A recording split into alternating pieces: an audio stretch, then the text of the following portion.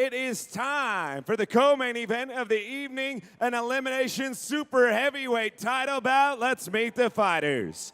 First, fighting out of the Dynamic Mortgage Concepts red corner, please make welcome Trey the Arsenal Irwin.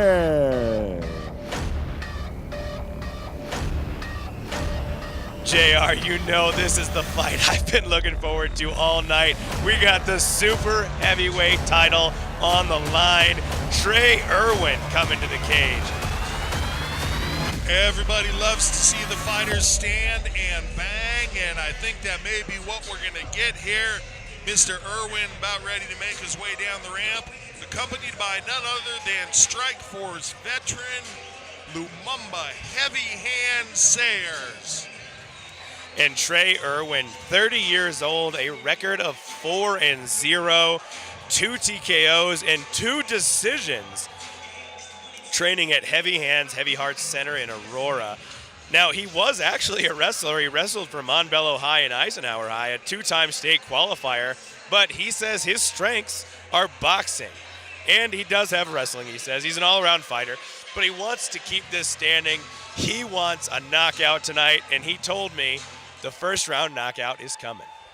Yeah, there's a few heavyweights that you'll see that don't mind going to the ground. Frank Mir, Brock Lesnar, you know, some of those guys with those really, really strong grappling pedigrees. But as a general rule, as you start to move up in weight class and you have that power where you can change the entirety of the dynamics of a fight with a single strike, you typically see these guys want to keep it standing and exchange punches. Yeah. Problem is, you're standing there with another guy that's 265 plus pounds that also wants to stand there and punch you in the head. That's the truth. And you see Trey Irwin, you see the dog tags around his neck. He is an Army combat veteran. We do have to thank him and all of our soldiers here and overseas for their service.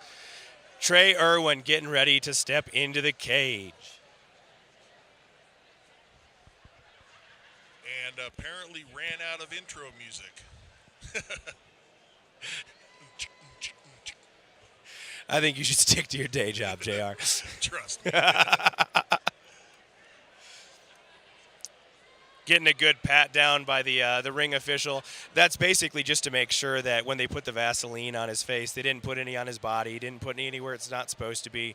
They don't want any unfair advantages in the ring, making him slipperier. Words are hard.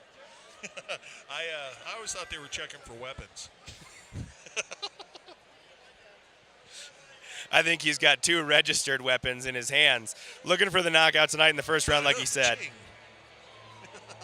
Well done, sir. All right, coming into the cage, Trey Irwin. And now, fighting out of the Blue Corps Shooting Center blue corner, please make welcome Jake the Juggernaut Sage. I've had the pleasure watching Mr. Sage fight a number of times, and we talked about it with some of our fighters earlier, guys that are in the cage just because fighting is what they love to do, and they're in there no matter what's happening, they're having a good time, and that perfectly describes Mr. Sage. Yeah, you're not kidding. Jake Sage, only 24 years old, a record at 2-0, 1 win by TKO, 1 by decision, training at Renegade MMA in Greeley, Colorado. Considers himself a freestyle fighter. Now, here's the thing. He wrestled for Poudre High in Fort Collins. He was a 1-time state qualifier, but he was a 3-time national qualifier in Greco-Roman wrestling. Wrestled for the University of Northern Colorado for 2 years.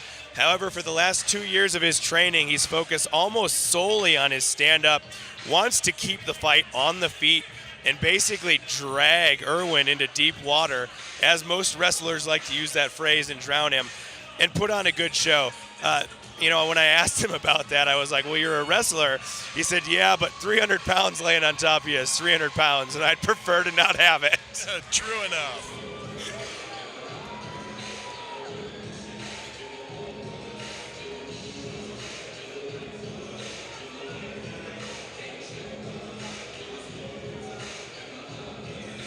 So definitely the type of fight where one punch can change the swing of things. neither one of these guys afraid to go to the ground with their wrestling backgrounds. Yeah, and you look at these guys when they get in the cage. They've got bear paws. They don't even have hands. The things are so big. I mean, I'm pretty sure he could backhand me and I'd go to sleep for almost a week.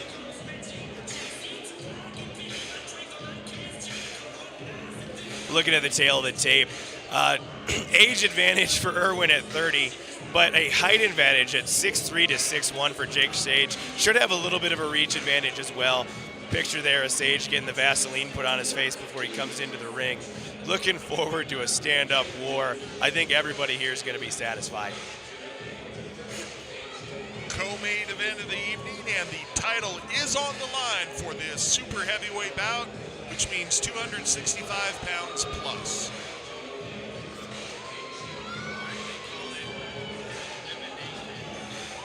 The co-main event of the evening is presented by Jiffy Lube of Loveland, your one-stop shop for car maintenance in northern Colorado. Come by and see why they call us the J-Team at Jiffy Lube of Loveland. It is time to meet the co-main event, Elimination Super Heavyweight fighters. First, fighting out of the Dynamic Mortgage Concepts red corner, holding an MMA record of 4 wins and 0 losses from Heavy Hands, Heavy Hearts in Denver, Colorado, the reigning defending Sparta Combat League Super Heavyweight Champion, Trey the Arsenal Irwin.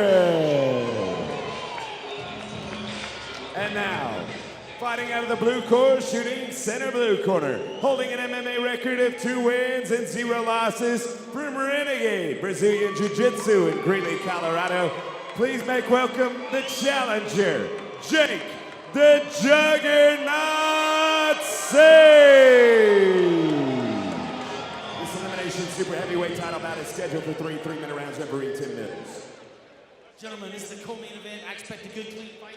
Protect yourself at all times. Obey my commands at all times. Any questions out of the blue corner? Any questions out of the red corner?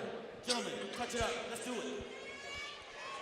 Any questions out of the corner? And as heavyweight UFC fighter, oh man, I'm drawing a blank on his name. But anyway, the referee said, any questions? He said, yeah, if the train leaves Philadelphia, traveling east at 70 miles an hour. So anyway, to the fight we go, and look at the start that these guys are giving us. Sage working the leg kick, and Irwin going to work with the hands. Yeah, immediately throwing bombs. And Irwin did tell me before this fight started there is a little bit of bad blood here, so it looks like he's trying to take his head off early. See if anybody's able to put their wrestling prowess on display here.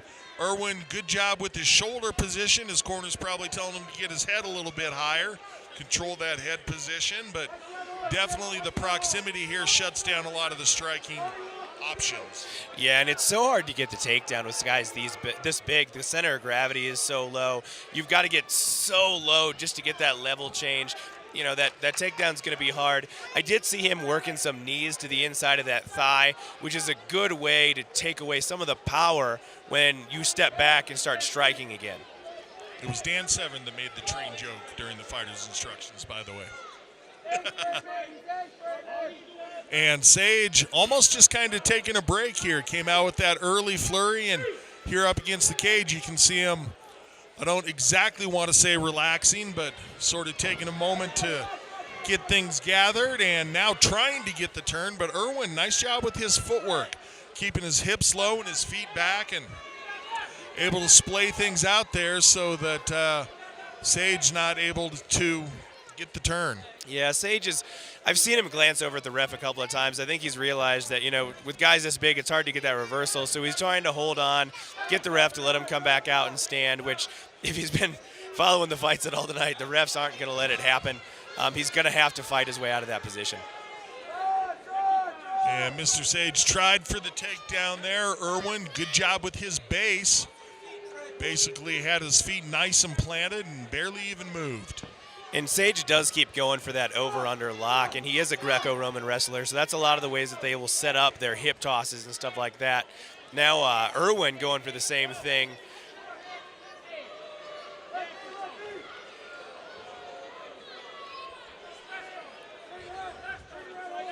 basically a Greco match with knees here so far. One big flurry to start it out, and now we're going to hug it out for a little bit, I guess. And I think Sage saying that one of those knee strikes was a little bit low. The referee didn't see it, so the action continues. And neither one of these guys really working to separate. I mean, you could always bring an arm over and go for a crossface, 10-second clacker sounded. You could let go of the grip position, try to push your opponent back, but Well, that was a solid knee landed by Sage. But both these guys seemingly content to be tied up in the clinch and work their knee strike game.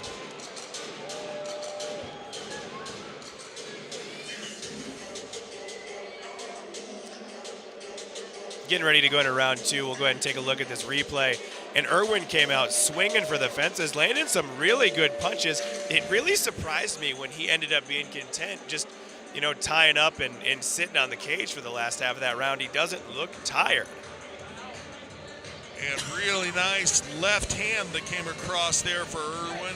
Momentarily stunned Sage. You saw it turn his head around, and that's what set up the clinch. And so if you're in the corner of Irwin, what are you telling him in between rounds? If I'm in Irwin's, if I'm in Irwin's corner, I'm telling him to use his long reach, use those punches to keep off of Sage, and just keep working it. It was working when he was doing it. He just gave up on it, and I think this is a fight that either fighter could finish. And if you're in Sage's corner, what's your advice there? Sage needs to do the exact same thing. He can't let himself get tied up on the cage like that. He lost that round strictly because of the 4 punches that landed in the beginning of it. And I'd say because he had his back against the cage for more time. Oh, nicely timed kick. Great head kick. Bloodies the nose of Sage, and Irwin is coming out swinging. Good stiff jab. Another nice kick and overhand right. That was a good body kick. See how bad Sage is hurt by that head kick. He looks like he's recovered fairly well. He's clear-eyed. His footwork is in place, but he took a couple shots after that, showing his reaction time might be slowed down just a little bit. Yeah, and if you look at Sage's hands, they're hanging a little bit low, which a lot of times when you're taller than another fighter, that's what happens, is you kind of looking over your hands, so you lower him down a little bit, and he's getting caught over top. You're so used to fighting down to your opponent's height. It's not often that you're seeing someone that's at least close to the same height as you. And I can promise you at 6'3", he's not used to receiving head kicks. No, not at all. He is throwing some good leg kicks. I think he needs to keep that up. He needs to keep chopping that front leg of Irwin. Try to get him a little bit off balance to set his punches up. And Sage starting to pressure forward now. And there comes that leg kick that you were talking about. You get 265 plus behind that leg, it's going to cause some damage. My God, that is like a train crashing into your thigh. Needs to keep working it, though. He can't just give himself time to be hit like this.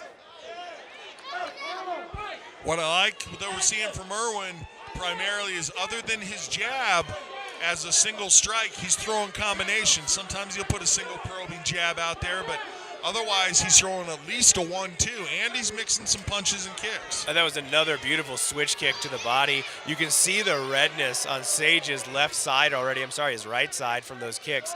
Those are solid. And Sage bloodied up around the nose from receiving that head kick at the beginning of this round, but boy, did he recover nicely from that. That was a solid kick. Yeah, that was impressive. And what I've noticed with Irwin is he's stepping back, and you can see him dropping his left hand, and he's throwing just kind of a lazy jab up. What that's doing is it's drawing Sage's hands in, so when he throws that overhand right, there's nothing in the way. And back to clinch work we go, and boy, talk about something that drains your energy, being in the clinch. A lot of people look at this like sometimes it can be a place to rest, but if you're doing good solid work in the clinch, it's a full body effort, and it is very draining. It is, and they're right in front of us, JR, and you can see the just blood dripping out of Sage's nose, making it very hard to breathe. You can see his mouth is open. He's got to breathe through his mouth. All of that just takes your cardio and your wind away. And Irwin playing to the crowd a little bit. Another good switch kick by Irwin. I'm impressed with Irwin's kicks. For somebody that's 300 pounds, he is awfully nimble on his feet. And Sage put together a bit of a combination to end the round.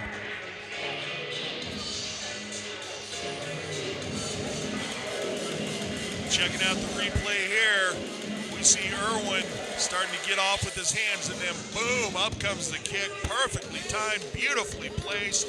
Couldn't ask for much better, just pure toughness out of Sage to survive that, and he survives the follow-up, brings himself back into the fight later on in the round, and ends the round with a good combination. Yeah, and what I like too about Irwin is when he's standing in front of Sage getting ready to punch, he's throwing some good head fakes, throwing some good shoulder fakes, just getting Sage to flinch a little bit, figure out where his hands are going, and then striking where they're not.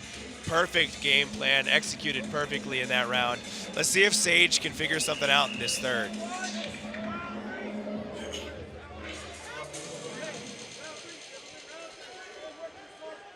And nice job by the cornerman of Sage getting him cleaned, and doesn't look like the nose is free-flowing blood too much, so I'm not suspecting anything broken there, as I got that bleeding shut down pretty quickly, and that'll certainly help the breathing. And Irwin just pressuring forward nonchalantly with his kicks, hands down to his waist, just showing contempt for his opponent almost. Yeah, like I said, he did have some bad blood coming into this fight. I don't know if it was a perceived slight or an actual one, but it doesn't really matter. A chip on the shoulder is a chip on the shoulder.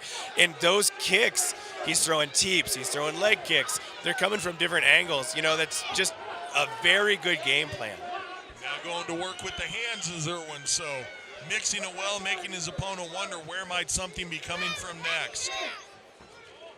Get your opponent starting to overthink things. Definitely a good way to start to pull ahead in a fight. And those leg kicks and those body kicks are just unforgiving. That's very hard to take that and keep moving forward. You just start to cramp up. It's hard to step on it. You start to rethink what you're going to throw. Good check on the leg kick that came from Sage. Sage landed nicely to the outside of the leg, tried to go inside. Irwin saw it coming and checked, and Irwin eats a hard right hand there, gives his opponent a smile. Yeah, and it was a nice check hook that set that up. Sage opening his hands up a little bit. He needs to, though. He's got to finish this fight. He's easily down 2 rounds.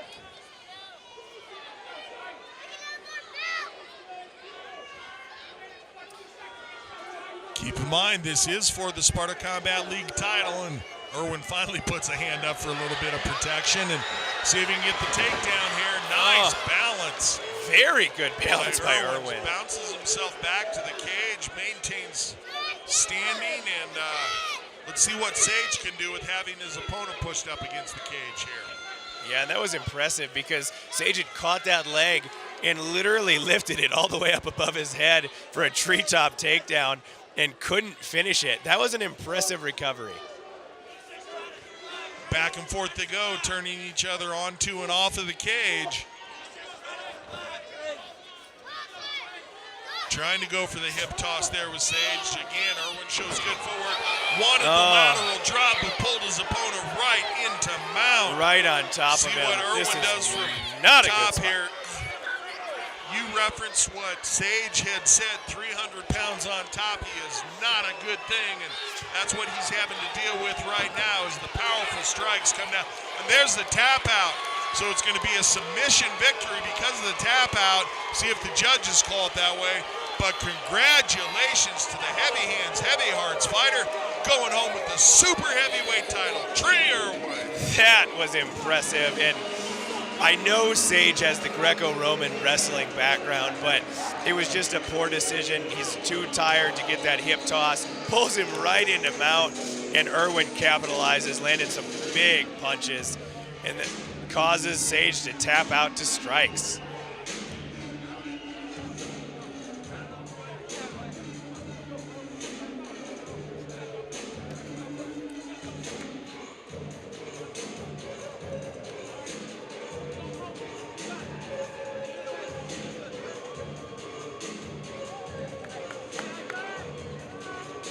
So Trey Irwin, next time we see him in the cage, he's going to be defending his title. Going home with the hardware. Nicely done, sir. Very well done. I was very impressed with the striking display from Irwin. Hands and feet, incredible. Head kicks, no doubt. At 2 minutes, 41 seconds of round number 3, referee Mills has got a stop to this fight. declaring your winner by TKO and still Sparta Combat League Super Heavyweight Champion, Trey Irwin.